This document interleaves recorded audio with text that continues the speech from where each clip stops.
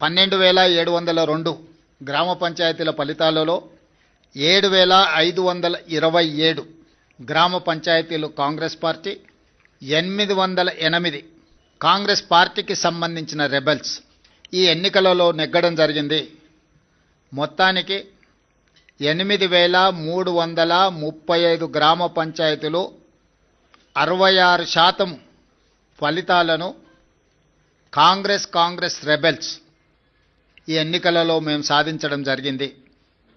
అదేవిధంగా BRS BJP ఒక కూటమిగా ఈ ఎన్నికల్లో పోటీ చేసి 3,511 బీఆర్ఎస్, 710 గ్రామ పంచాయతీలు బీజేపీ, టోటల్గా 4,221 బీఆర్ఎస్ బీజేపీ కూటమి గెలుచుకోవడం జరిగింది. ఇది 33%. దాదాపుగా 146 గ్రామ పంచాయతీలు సిపిఐ, సిపిఎం, ఇతరులు 1%, ఇతర రాజకీయ పార్టీలు కూడా నెగ్గడం జరిగింది. తద్వారా కాంగ్రెస్ రెబెల్స్ 66% గెలిస్తే బీజేపీ బీఆర్ఎస్ 33%, కమ్యూనిస్టులు 1% ఈరోజు ఈ ఎన్నికల్లో ఫలితాలను సాధించారు.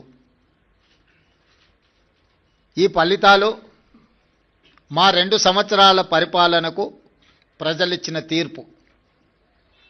2023 డిసెంబర్ 7 నాడు మేము అధికారం చేపట్టిన తర్వాత కంటోన్మెంట్ శాసనసభ ఉప ఎన్నికలు జరిగినాయి.